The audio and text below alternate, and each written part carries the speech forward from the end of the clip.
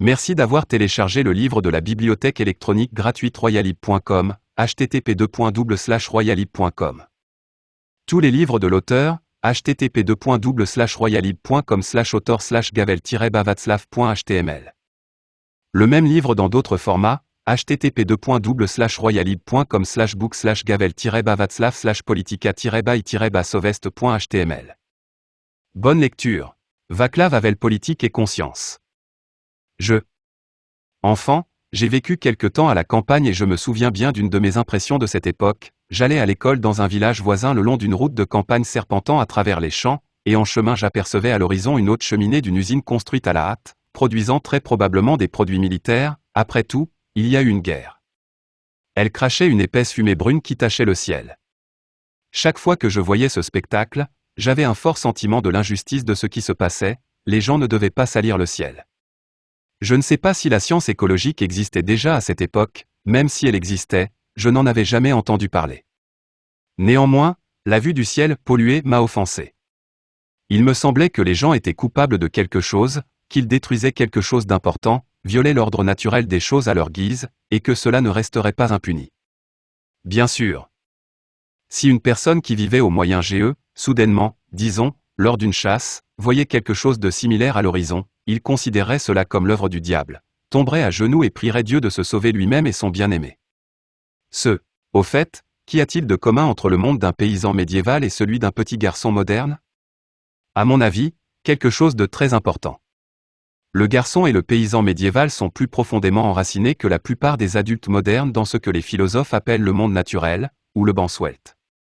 Ils ne sont pas encore aliénés du monde de leur propre expérience directe, un monde où il y a matin et soir, bas, terre, et haut, ciel, où le soleil se lève chaque jour à l'est, traverse le firmament et se couche au l'ouest, où des notions telles que maison et terre étrangère, bien et mal, beauté et laideur, proche et lointain, droit et obligation, désignent encore quelque chose de vivant et de certain.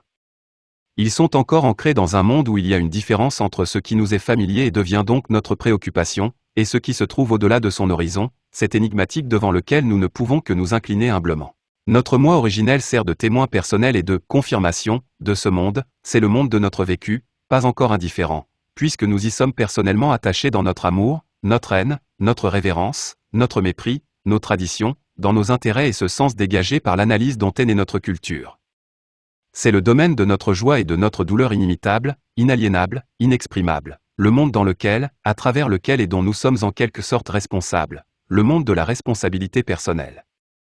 Dans ce monde, des catégories telles que la justice, l'honneur, la trahison, l'amitié, l'infidélité, le courage et l'empathie ont un contenu tout à fait tangible, un attachement aux personnes réelles et un sens dans la vie réelle. Ce monde est basé sur des valeurs qui existent simplement depuis la nuit des temps, existent avant d'en parler ou de poser des questions.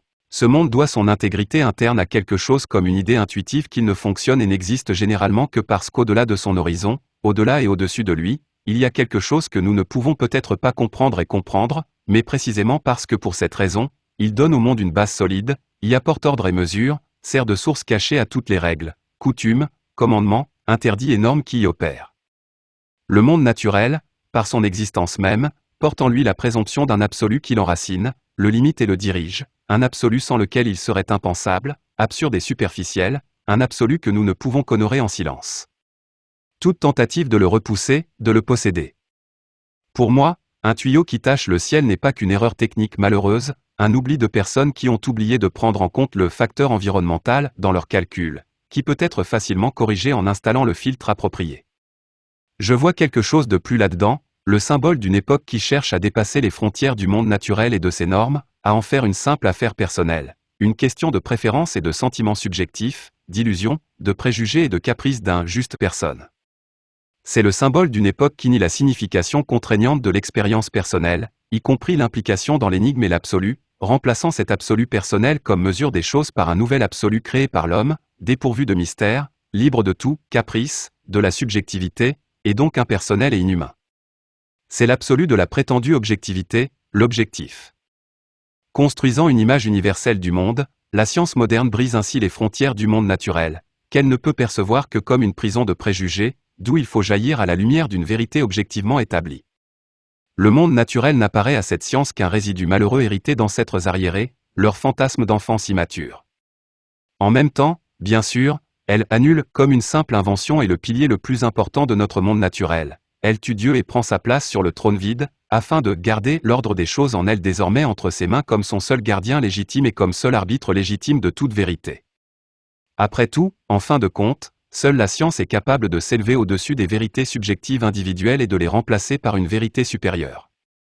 Bien que le rationalisme moderne et la science moderne soient des créations humaines, des créations qui, comme tout ce que nous créons, se sont formées dans notre monde naturel, ils le repoussent maintenant méthodiquement dans le passé, le nient, le ridiculisent et le font honte, et, bien sûr, le colonisent en même temps. L'homme moderne, dont le monde naturel a été complètement conquis par la science et la technologie, ne s'oppose à la fumée de la cheminée de l'usine que si la puanteur pénètre dans son appartement. Cependant, cette fumée ne le révolte nullement au sens métaphysique, puisqu'il sait que l'usine à fumée fabrique les produits dont il a besoin. Étant un homme de l'ère technique, il ne cherche une solution au problème que dans les limites de la technologie, par exemple, en installant un filtre pour le nettoyage sur un tuyau. S'il vous plaît, comprenez-moi bien, je ne suggère pas que les gens abandonnent les cheminées, interdisent la science ou même reviennent aux moyens GE. Au fait, ce n'est pas un hasard si certaines des découvertes les plus profondes de la science moderne rendent le mythe de l'objectivité étonnamment problématique et, après avoir fait un cercle considérable, nous ramènent au sujet de l'homme et de son monde. Je veux juste spéculer, sous la forme la plus générale et, je l'avoue, schématique, sur le cadre spirituel de la civilisation moderne et la source de sa crise actuelle. Bien que je me concentre sur l'aspect politique plutôt qu'écologique de cette crise, je préciserai peut-être ma thèse initiale avec un autre exemple tiré du domaine de l'écologie. Pendant des siècles, la base de l'agriculture en Europe a été l'exploitation familiale. En tchèque, on l'appelait autrefois grain, ce qui en soi n'est pas sans intérêt sur le plan étymologique. Ce mot, qui vient de l'allemand grain, signifie à l'origine sol ou base. En langue tchèque, il a acquis une coloration sémantique particulière. Synonyme familier du mot fondation, il met l'accent sur la proximité d'une telle ferme avec la terre, son authenticité et sa fiabilité indéniable, traditionnelle, donnée. Sans aucun doute, les exploitations agricoles familiales sont devenues la source de conflits sociaux sans fin, sans cesse croissants, de la nature la plus diverse. Mais en même temps, une chose ne peut être niée, une telle ferme était enracinée dans la région environnante, proportionnée et harmonieuse avec elle, sa praticité est confirmée par le travail de nombreuses générations de paysans et ses fruits. Cette économie avait aussi la proportionnalité optimale de l'échelle et des variétés de tous ses attributs, champs, pelouses, bordures, forêts, bétail, animaux domestiques, puits, routes, etc. Pendant des siècles, aucun agriculteur n'a pensé à procéder à une analyse scientifique de son exploitation.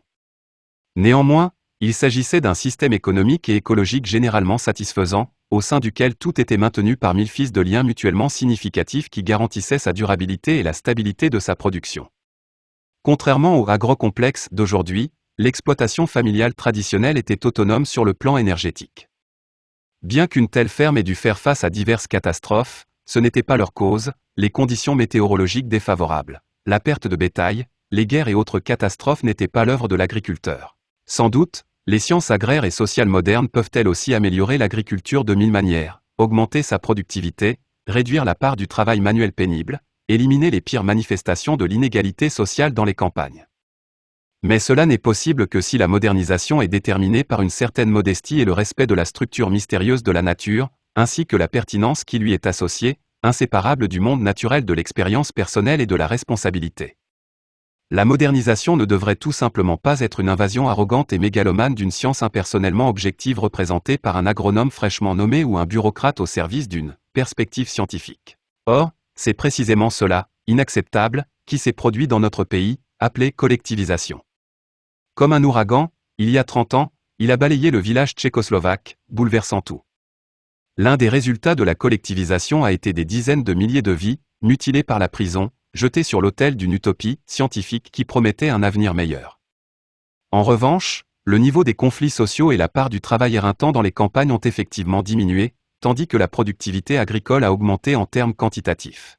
Cependant, je mentionne cela pour une raison différente. 30 ans après que cet ouragan a anéanti les fermes familiales traditionnelles, les scientifiques sont surpris de découvrir ce que même un paysan semi-alphabétisé savait auparavant: les gens paient un prix élevé pour toute tentative radicale, éliminer une fois pour toutes les frontières humblement vénérées du monde naturel avec ses traditions purement personnelles. Ils paient inévitablement le prix d'essayer de maîtriser la nature sans en laisser même une petite partie entre les mains de l'homme, de se moquer de ses mystères, ils paient d'essayer d'annuler Dieu et de jouer son rôle. C'est exactement ce qui s'est passé avec nous. Lorsque les haies ont été labourées et les forêts abattues, les oiseaux libres ont disparu, protecteurs naturels et libres des cultures contre les insectes nuisibles.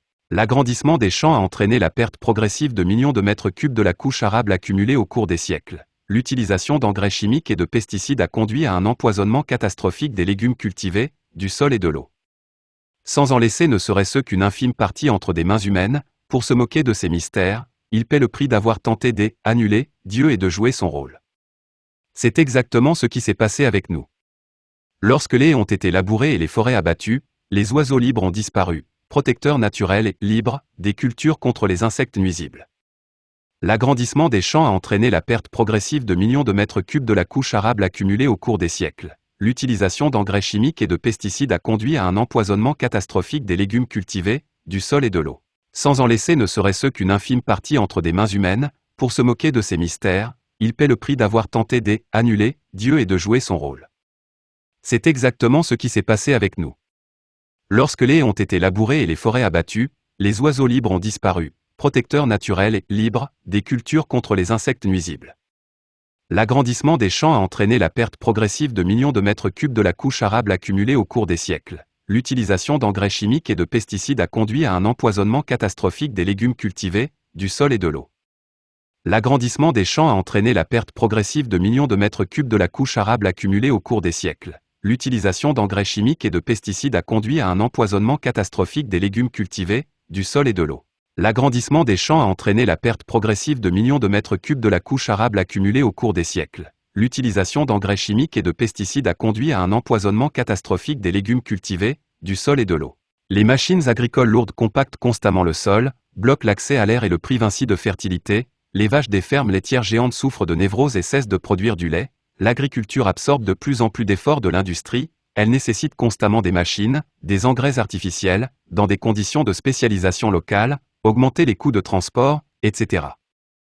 En un mot, les prévisions pour l'avenir sont tout simplement terrifiantes, et personne ne sait quelles surprises les prochaines années et décennies nous réservent. Un paradoxe apparaît, à l'ère de la science et de la technologie, les gens sont convaincus de leur capacité à améliorer leur propre vie en comprenant et en utilisant la structure complexe de la nature et de ses lois. Mais au final, ce ne sont pas eux qui gagnent, mais ses lois. Les gens pensaient qu'ils pouvaient expliquer et conquérir la nature, mais en conséquence ils la détruisent et perdent leur lien héréditaire avec elle. Mais qu'attend une personne coupée de la nature ? Au final, ce sont les dernières découvertes scientifiques qui prouvent que le corps humain n'est qu'un carrefour très fréquenté de milliards de microparticules organiques, leurs contacts et interactions complexes entre elles, qui forment ensemble un méga-organisme qui enveloppe notre planète, nous l'appelons la biosphère. Ce n'est pas la science en tant que telle qu'il faut blâmer pour cela, mais l'arrogance d'une personne vivant à une époque scientifique. L'homme n'est tout simplement pas Dieu, et les tentatives pour devenir Dieu entraînent des conséquences cruelles. L'homme a éliminé l'horizon absolu de ses relations, rejeté l'expérience personnelle, préobjective, de la vie dans le monde vivant et enfermé dans la salle de bain la conscience personnelle et la conscience comme quelque chose de purement privé, sans rapport avec personne d'autre. L'homme a rejeté sa responsabilité comme une illusion subjective, et l'a remplacée, comme cela devient clair maintenant, par l'illusion la plus dangereuse de toutes, une fiction d'objectivité dépourvue de tout ce qui est concrètement humain, une fiction d'une compréhension rationnelle de l'univers, et un schéma abstrait de nécessité historique. Au-dessus de tout cela, l'homme a placé le concept d'un bien-être général, scientifiquement calculable et techniquement réalisable, qui n'a besoin d'être élaboré que dans des instituts de recherche et transféré dans des usines industrielles et bureaucratiques pour être mis en œuvre. Le fait que des millions de personnes seront sacrifiées à cette illusion dans des camps de concentration scientifiquement organisés ne dérange pas l'homme moderne, à moins qu'il ne se retrouve lui-même derrière des barbelés et soit ainsi renvoyé du jour au lendemain dans son monde naturel. Car la notion d'empathie appartient à ce domaine, aboli, des préjugés personnels, qui a cédé la place à la science, à l'objectivité, à la nécessité historique, à la technologie et à la bureaucratie, qui toutes, étant impersonnelles, n'ont rien à craindre. Ils sont abstraits et anonymes, toujours utilitaires, donc a priori innocents. Que des millions de personnes seront sacrifiées à cette illusion dans des camps de concentration scientifiquement organisés, l'homme moderne s'en fiche, à moins qu'il ne se retrouve lui-même derrière des barbelés et soit ainsi renvoyé du jour au lendemain dans son monde naturel. Car la notion d'empathie appartient à ce domaine, aboli, des préjugés personnels, qui a cédé la place à la science, à l'objectivité, à la nécessité historique, à la technologie et à la bureaucratie, qui toutes, étant impersonnelles, n'ont rien à craindre. Ils sont abstraits et anonymes, toujours utilitaires, donc a priori innocents. Que des millions de personnes seront sacrifiées à cette illusion dans des camps de concentration scientifiquement organisés, l'homme moderne s'en fiche, à moins qu'il ne se retrouve lui-même derrière des barbelés et soit ainsi renvoyé du jour au lendemain dans son monde naturel. Car la notion d'empathie appartient à ce domaine, aboli, des préjugés personnels, qui a cédé la place à la science, à l'objectivité, à la nécessité historique, à la technologie et à la bureaucratie, qui toutes, étant impersonnelles, n'ont rien à craindre. Ils sont abstraits et anonymes, toujours utilitaires, donc a priori innocents. Car la notion d'empathie appartient à ce domaine, aboli, des préjugés personnels, qui a cédé la place à la science, à l'objectivité, à la nécessité historique, à la technologie et à la bureaucratie, qui toutes, étant impersonnelles, n'ont rien à craindre. Ils sont abstraits et anonymes, toujours utilitaires, donc a priori innocents. Car la notion d'empathie appartient à ce domaine, aboli, des préjugés personnels, qui a cédé la place à la science, à l'objectivité, à la nécessité historique, à la technologie et à la bureaucratie, qui toutes, étant impersonnelles, n'ont rien à craindre.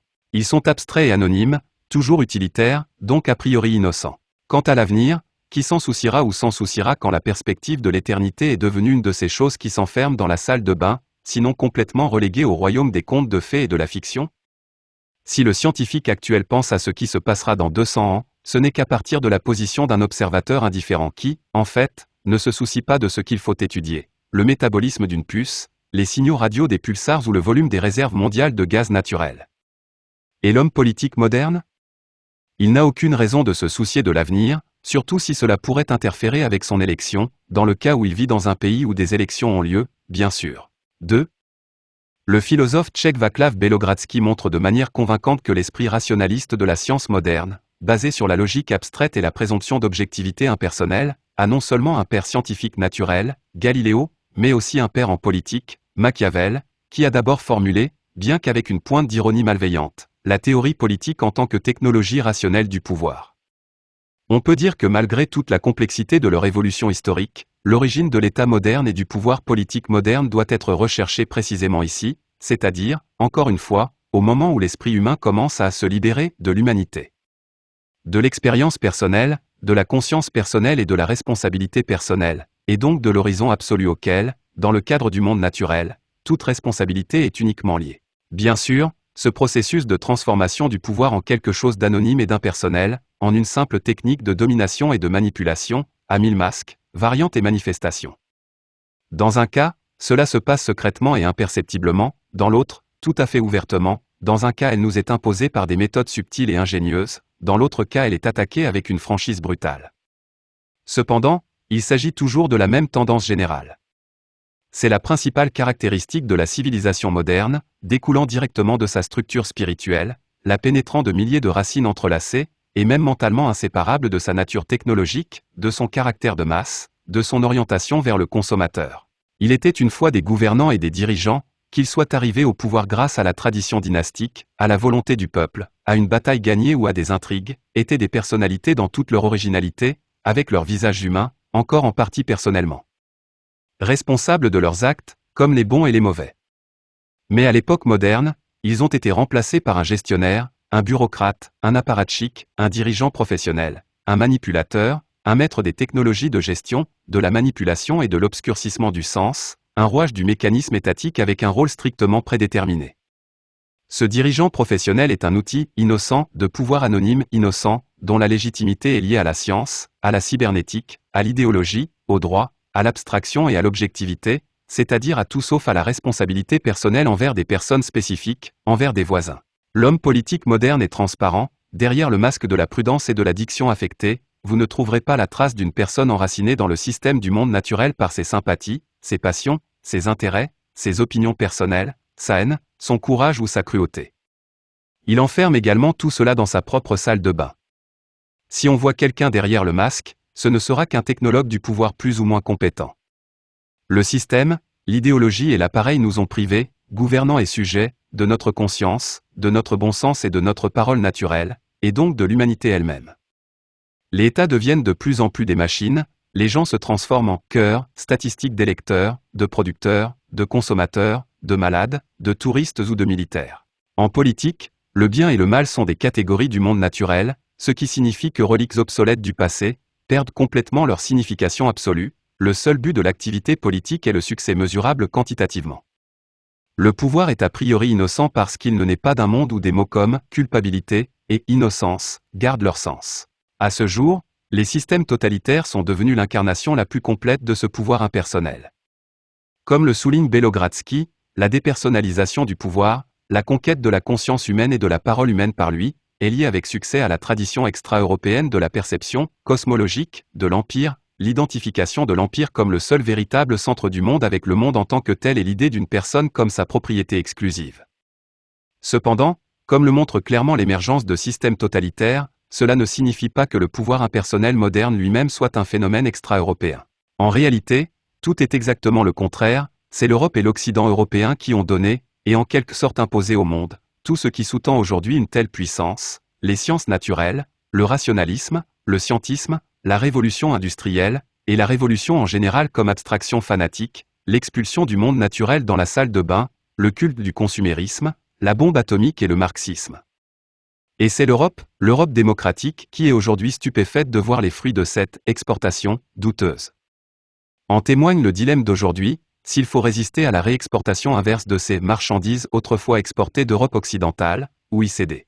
Faut-il contrer les missiles qui visent aujourd'hui l'Europe grâce au fait qu'elle exportait autrefois son potentiel spirituel et technique par des missiles identiques ou même plus avancés, démontrant ainsi la volonté de protéger les valeurs que l'Europe a encore, au prix de rejoindre le jeu totalement immoral qui lui est imposé?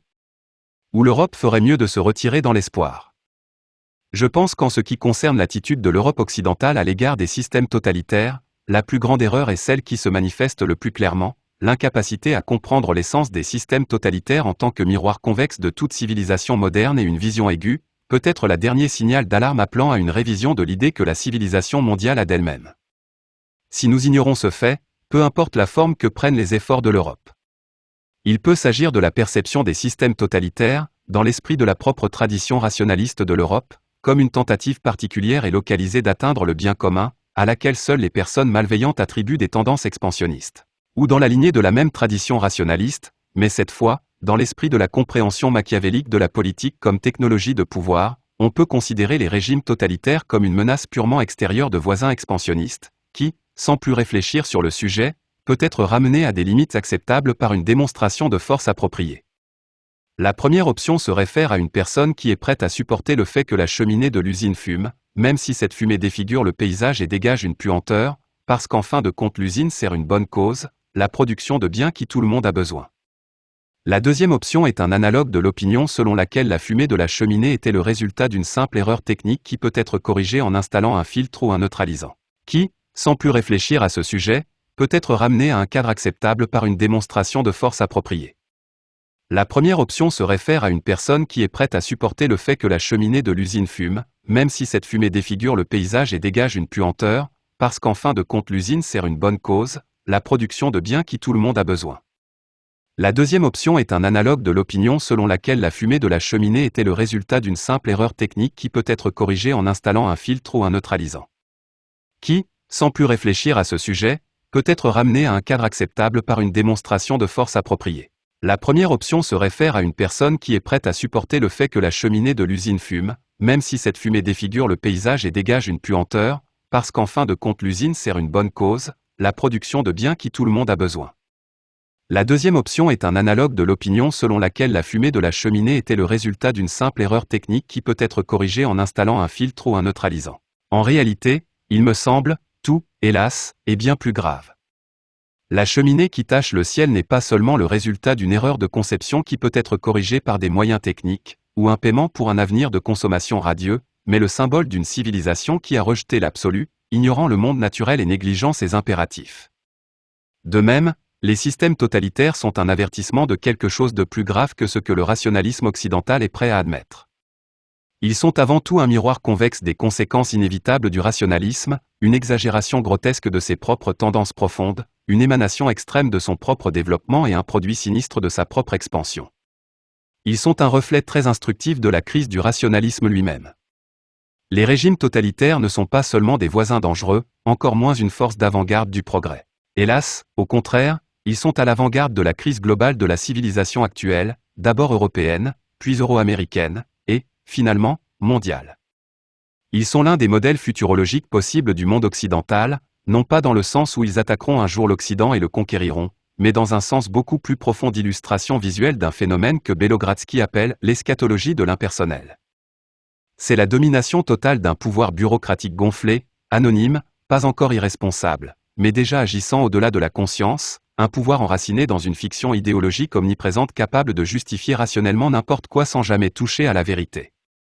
C'est le pouvoir sous la forme d'un monopole omniprésent de contrôle, de répression et d'intimidation, un pouvoir qui fait de la pensée, de la morale et de la vie privée le monopole de l'État et les déshumanise ainsi, un pouvoir qui a depuis longtemps cessé d'être l'œuvre d'un groupe de gouvernants qui crée l'arbitraire, mais capte et absorbe tout le monde, pour que tout le monde en devienne une partie, du moins au prix de son silence.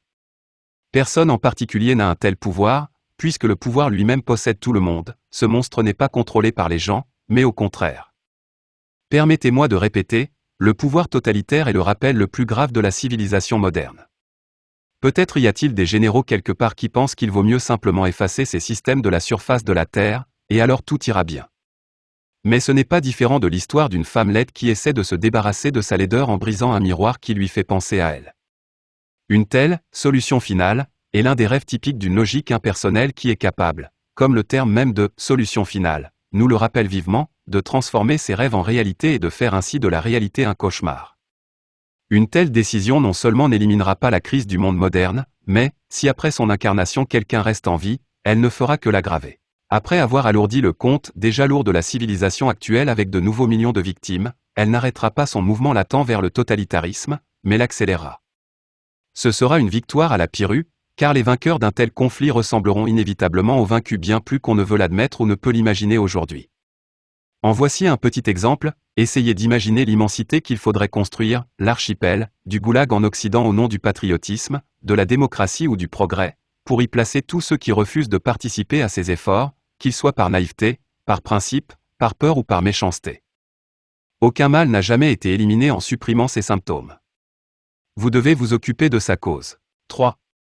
De temps en temps, j'ai l'occasion de discuter avec des intellectuels occidentaux qui visitent notre pays et décident d'inclure la visite d'un dissident dans leur programme de voyage, certains par véritable intérêt ou désir de comprendre et d'exprimer leur solidarité, d'autres par simple curiosité. Les dissidents, ainsi que les monuments d'architecture gothique et baroque, sont évidemment la seule chose qui puisse intéresser un touriste dans notre atmosphère monotone et morne.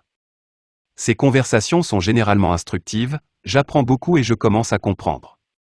Les questions les plus fréquentes que l'on me pose sont, pensez-vous qu'ils sont vraiment capables de changer quelque chose, après tout, vous êtes si peu nombreux et vous n'avez aucune influence? Êtes-vous contre le socialisme ou voulez-vous simplement l'améliorer? Condamnez-vous ou soutenez-vous le déploiement de Pershing 2 et de missiles de croisière en Europe occidentale? Que pouvons-nous faire pour vous? Qu'est-ce qui vous motive à faire ce que vous faites alors que tout cela vous amène à la persécution, à la prison et à aucun résultat notable? Voulez-vous que le capitalisme se réaffirme dans votre pays? Ces questions naissent de bonnes intentions, d'une envie de nous comprendre, et montrent que ceux qui les posent ne sont pas indifférents à ce qu'est devenu notre monde et à quoi il ressemblera. Néanmoins, ce sont précisément ces questions et d'autres similaires qui me prouvent encore et encore à quel point de nombreux intellectuels occidentaux ne comprennent pas, et dans une certaine mesure sont incapables de comprendre, ce qui nous arrive, ce que nous, les soi-disant dissidents, sommes et, surtout, quel est le sens général de tout cela. Prenons par exemple la question, que pouvons-nous faire pour vous? Beaucoup, bien sûr. Plus nous recevons de soutien, d'intérêt et de solidarité de la part des libres penseurs du monde entier, moins nous courons le risque d'être arrêtés et plus fort est l'espoir que notre voix ne restera pas une voix qui crie dans le désert. Et pourtant, au fond de cette question se cache un malentendu. En fin de compte, l'essentiel n'est pas de nous aider, nous une poignée de dissidents, à éviter la prison encore un certain temps, et même pas aider nos deux peuples, tchèques et slovaques, à retrouver une vie un peu plus prospère et un peu plus libre. Ces peuples doivent d'abord s'aider eux-mêmes. Ils attendaient trop souvent l'aide des autres, en dépendaient trop, et trop souvent ils étaient déçus, soit l'aide promise leur a été refusée au dernier moment, soit elle a abouti à un résultat directement opposé à leurs attentes. Au sens le plus profond, quelque chose d'autre est en jeu, comment nous sauver tous, moi et mon interlocuteur. Ne s'agit-il pas de quelque chose qui nous concerne tous également? Mon avenir incertain ou mes espoirs ne sont-ils pas son avenir incertain et ses espoirs? Mon arrestation n'est-elle pas un attentat contre sa vie, mais une tromperie dont il devient victime, pas une tentative sur ma vie? La suppression des aspirations humaines à Prague n'équivaut-elle pas à la suppression des aspirations de tous les peuples de la planète? L'indifférence à ce qui se passe dans notre pays, et même les illusions à ce sujet, ne préparent-elles pas le même triste sort à d'autres peuples? Leurs problèmes ne sont-ils pas nos problèmes? Ce n'est pas qu'un dissident tchèque en difficulté ait besoin d'aide. La meilleure chose que je pouvais faire pour m'aider à sortir de cette situation difficile était simplement de cesser d'être un dissident. Le point est ce que le destin du dissident et la futilité de ses efforts nous disent et ce que cela signifie, comment cela témoigne de l'état, du destin, des opportunités et des problèmes de notre monde, des aspects de tout cela qui peuvent donner matière à réflexion aux autres, pour comprendre leur propre, et notre destin commun, pour servir d'avertissement, de défi, de danger ou de leçon pour ceux. Ou la question du socialisme et du capitalisme. Je dois admettre que cela me donne l'impression d'avoir été transporté dans le siècle dernier. Il me semble que ces catégories complètement idéologisées et souvent sémantiquement déroutantes ont depuis longtemps perdu leur pertinence.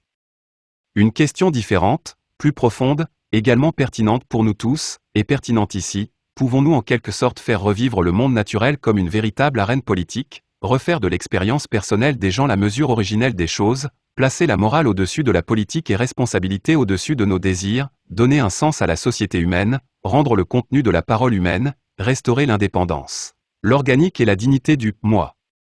Humain, comme centre de toute activité sociale, responsabilité envers nous, puisque nous sommes créés pour quelque chose de plus élevé, et la capacité de sacrifier une partie, voire à la limite la totalité de notre vie privée banale et prospère, cette « règle de la vie quotidienne », comme disait Jean Patochka, pour ce qui donne un sens à notre existence.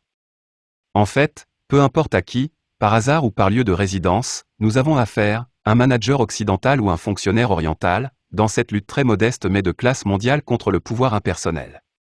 Si nous pouvons protéger notre humanité, il peut y avoir un certain espoir, bien que le second ne découle pas automatiquement du premier, que nous trouvions des moyens plus significatifs de combiner nos désirs naturels de prise de décision économique conjointe et d'un statut social décent avec un temps prouvé, le véritable moteur de tout travail, entreprise, réalisé dans les conditions de véritables relations de marché. Cependant, tant que notre humanité restera sans défense, nous ne serons épargnés par aucune astuce technique ou organisationnelle destinée à améliorer le fonctionnement de l'économie, tout comme installer un filtre sur une cheminée d'usine n'empêchera pas la déshumanisation générale. En fin de compte, le but de l'existence du système est plus important que la nature de son fonctionnement. Après tout, ne peut-elle pas opérer en permanence dans l'intérêt de la destruction totale ? Que la nature de son fonctionnement. Après tout, ne peut-elle pas opérer en permanence dans l'intérêt de la destruction totale ? Que la nature de son fonctionnement. Après tout, ne peut-elle pas opérer en permanence dans l'intérêt de la destruction totale ? Je dis cela parce qu'en regardant le monde depuis le clocher que le destin m'a donné, je ne peux m'empêcher de sentir que beaucoup d'Occidentaux ont encore une mauvaise compréhension des enjeux de notre temps. Si, par exemple, on regarde de plus près les deux principales alternatives politiques entre lesquelles hésitent aujourd'hui les intellectuels occidentaux, on s'aperçoit qu'il ne s'agit là que de deux manières différentes de jouer au même jeu né de l'anonymat du pouvoir. En tant que tel, ce ne sont que des chemins différents vers la même destination, le totalitarisme à l'échelle mondiale. L'une des méthodes pour jouer au jeu de l'esprit anonyme est de continuer à jouer avec les énigmes de la matière, en endossant le rôle de Dieu, en inventant et en déployant de plus en plus de nouveaux types d'armes de destruction massive, conçues, bien sûr, de défendre la démocratie, mais en réalité seulement reléguant de plus en plus la démocratie au rang de « une fiction invivable », dans laquelle le socialisme est depuis longtemps devenu dans notre moitié d'Europe. Une autre forme de ce jeu est une piscine séduisante, engloutissant tant de jambon et sincère, la soi-disant lutte pour la paix. Bien sûr, ce n'est pas toujours le cas. Mais très souvent j'ai l'impression que cette mare est l'œuvre du même pouvoir impersonnel insidieux, omniprésent, qui joue le rôle d'un outil plus poétique d'asservissement de la conscience humaine. Veuillez noter que je parle de l'impersonnalité du pouvoir en tant que principe, à l'échelle mondiale, dans toutes ses manifestations, et pas seulement de Moscou, qui, en vérité, ne peut tout simplement pas organiser quelque chose d'aussi puissant que le mouvement pacifiste moderne. Cependant, dans le monde du rationalisme et de l'idéologie, quoi de mieux pour neutraliser une personne honnête et libre d'esprit, qui représente la menace la plus sérieuse pour toute autorité anonyme, que de lui proposer la thèse la plus simple possible, et avec toutes les caractéristiques évidentes d'une noble cause ? Est-il possible de concevoir quelque chose de plus efficace pour éveiller l'esprit, l'occuper, puis le maîtriser, puis le rendre intellectuellement inoffensif, que la possibilité de lutter contre la guerre ? Y a-t-il une méthode plus ingénieuse pour tromper les gens que l'illusion qu'ils peuvent empêcher une guerre en essayant d'empêcher le déploiement d'armes, qui seront déployées de toute façon ? Il est difficile d'imaginer un chemin plus facile vers le totalitarisme de l'esprit humain. Plus il devient clair que les armes seront de toute façon déployées comme prévu, plutôt l'esprit de l'homme qui s'engage pleinement à contrecarrer ce déploiement se radicalisera, succombera au fanatisme et finalement s'aliénera de lui-même. En conséquence, la personne partie en voyage avec les intentions les plus nobles, il se retrouve au bout du chemin exactement là où les autorités anonymes veulent qu'il soit, dans l'ornière de la pensée totalitaire, où il ne s'appartient pas et renonce à sa propre raison et conscience pour une énième fiction inadaptée. Et tant que cette fiction sert un objectif similaire, que nous l'appelions le bien-être du peuple, le socialisme ou la paix. Bien sûr, quand quelqu'un dit « mieux vaut être rouge que mort », il n'y a rien de bon en termes de protection de l'Occident et de ses intérêts. Mais du point de vue d'un pouvoir mondial impersonnel qui dépasse le cadre des blocs politiques et, dans son omniprésence, qui est une véritable tentation diabolique, rien de mieux.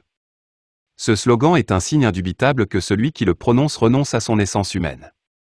Car il renonce à la capacité de garantir personnellement quelque chose de plus grand que lui-même, et sacrifie ainsi, en cas d'urgence, la vie elle-même au profit de ce qui donne un sens à la vie.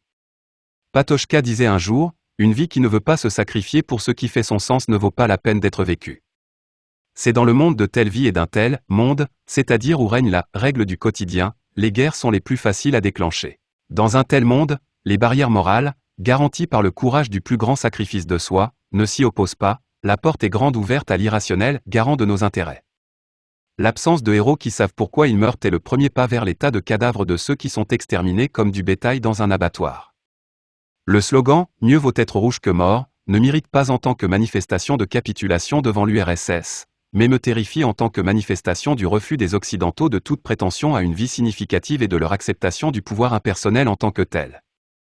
Après tout, le vrai sens de ce slogan est qu'il n'y a rien au monde pour lequel cela vaudrait la peine de donner sa vie.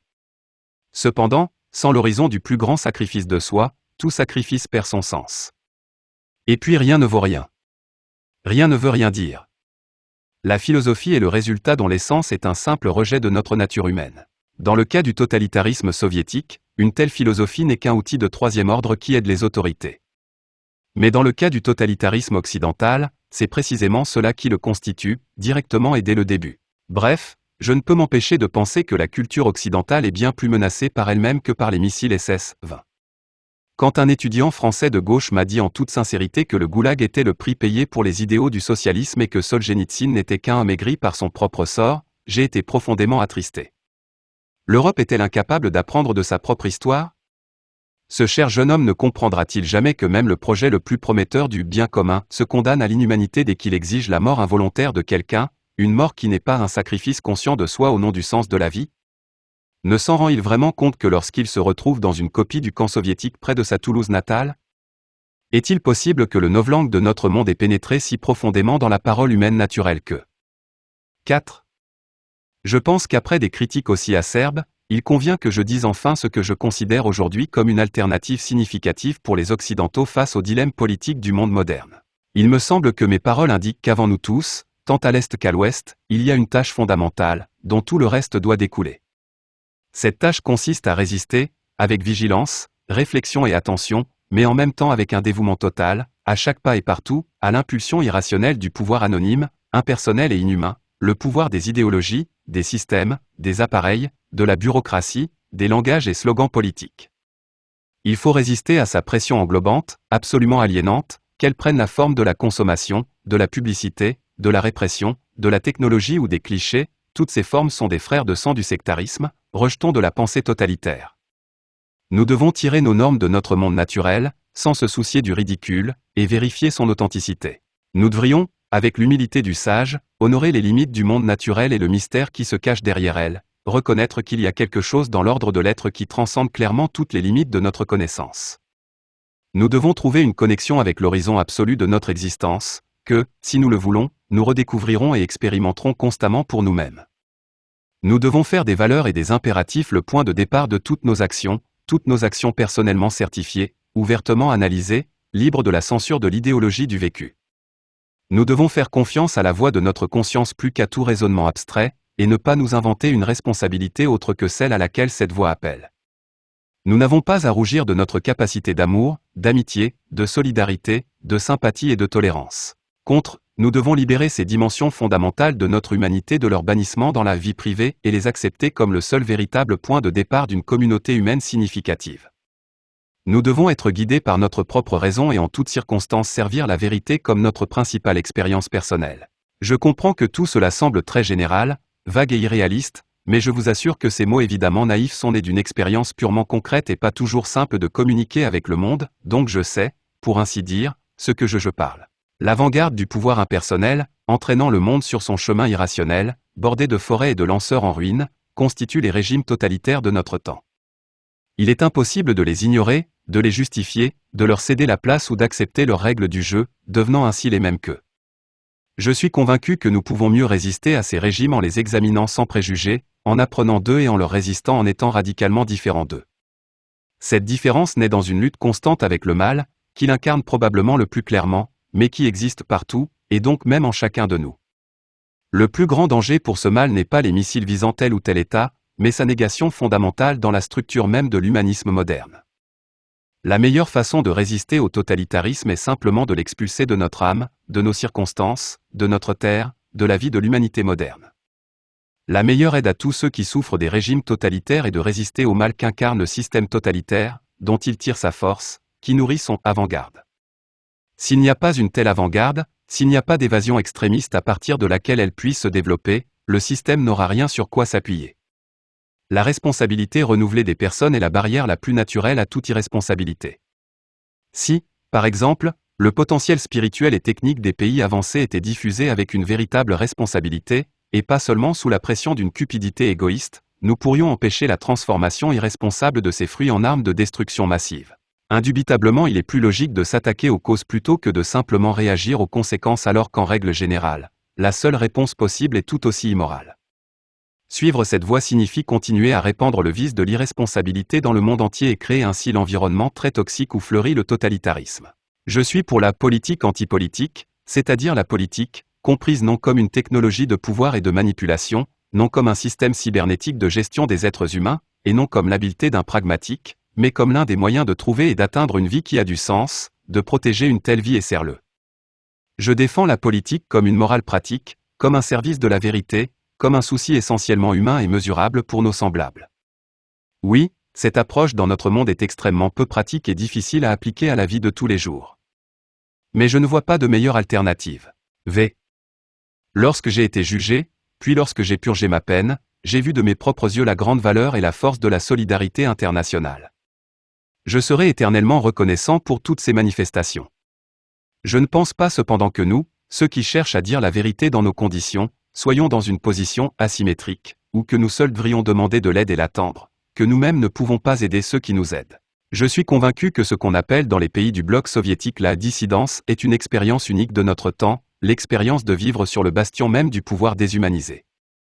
Et ces dissidents non seulement peuvent, mais sont obligés d'analyser leur expérience, d'en parler et de la transmettre à ceux qui ont eu la chance de ne pas vivre tout cela par eux-mêmes. Ainsi, nous avons aussi la possibilité d'aider d'une manière ou d'une autre ceux qui nous aident, de les aider dans notre intérêt commun, dans l'intérêt de l'humanité. Ce que j'appelle la politique antipolitique est l'un des résultats les plus importants de l'analyse de cette expérience. Une mise en œuvre efficace de cette idée est possible, même si, en raison de la nature même d'une telle politique, il est impossible d'en prévoir les conséquences à l'avance. Ces résultats seront sans aucun doute fondamentalement différents de ce que l'Occident considère comme les critères de succès en politique. Ces conséquences sont cachées, indirectes, à long terme et difficiles à mesurer, souvent, elles n'existent que dans l'espace invisible de la conscience, de l'inconscient et de la conscience publique, et il est presque impossible de déterminer leur importance dans ce domaine et la mesure dans laquelle elles contribuent au développement de la société. Cependant, il devient évident, et je pense que cette conclusion a la signification universelle la plus importante, qu'une personne, apparemment impuissante, s'il prononce publiquement la parole de vérité et est prêt à en répondre de tout son être et de toute sa vie, est prêt à en payer le prix fort, a, curieusement, plus d'influence que des milliers d'électeurs anonymes, bien que formellement ils soient privés du droit de vote. Il devient évident que même dans le monde d'aujourd'hui, et en particulier sur ce bastion ouvert où les vents soufflent le plus fort, les gens sont capables d'opposer leur propre expérience et le monde naturel au pouvoir innocent, et de montrer ainsi qu'il est coupable, comme l'auteur a fait l'archipel du Goulag. Il devient évident que la vérité et la morale peuvent devenir de nouveaux points de départ en politique et ont encore aujourd'hui un pouvoir politique indéniable. L'avertissement d'un scientifique courageux, exilé quelque part dans la province, terrorisé par une société incompréhensive, se répand sur tous les continents et fait appel à la conscience des puissants de ce monde bien plus fort que toutes les tentatives de brigades entières de propagandistes à gages, comme se parlant à eux-mêmes.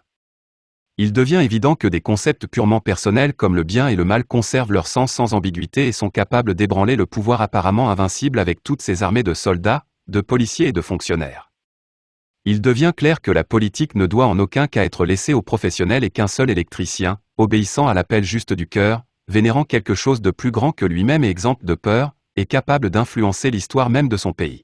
Que des concepts purement personnels comme le bien et le mal conservent leur sens sans ambiguïté et sont capables d'ébranler le pouvoir apparemment invincible avec toutes ses armées de soldats, de policiers et de fonctionnaires. Il devient clair que la politique ne doit en aucun cas être laissée aux professionnels et qu'un seul électricien, obéissant à l'appel juste du cœur, vénérant quelque chose de plus grand que lui-même et exempt de peur, est capable d'influencer l'histoire même de son pays. Que des concepts purement personnels comme le bien et le mal conservent leur sens sans ambiguïté et sont capables d'ébranler le pouvoir apparemment invincible avec toutes ses armées de soldats, de policiers et de fonctionnaires. Il devient clair que la politique ne doit en aucun cas être laissée aux professionnels et qu'un seul électricien, obéissant à l'appel juste du cœur, vénérant quelque chose de plus grand que lui-même et exempt de peur, est capable d'influencer l'histoire même de son pays. Oui, la politique anti-politique, la politique d'en bas, la politique humaine, pas la politique d'appareil, la politique qui vient du cœur, et qui ne ressort pas de thèses abstraites, est possible.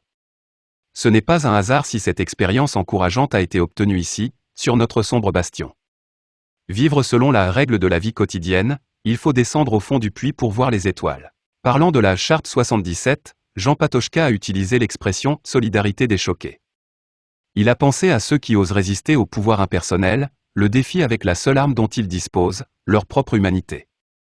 La perspective d'un avenir meilleur ne dépend-elle pas d'une sorte de communauté internationale des choqués, qui ne reconnaît pas les frontières des États, les systèmes politiques et les blocs de pouvoir, se tient à l'écart du jeu politique traditionnel, ne prétend pas au titre et aux positions, cherchant à transformer en véritable force politique ce phénomène dont se moquent les technologues du pouvoir, la conscience humaine? Merci d'avoir téléchargé le livre de la bibliothèque électronique gratuite royalib.com, http://royalib.com. Laissez un avis sur le livre, http://comment/gavel-bavatslav/politica-by-sovest.html. Tous les livres de l'auteur, http://royalib.com/auteur/gavel-bavatslav.html.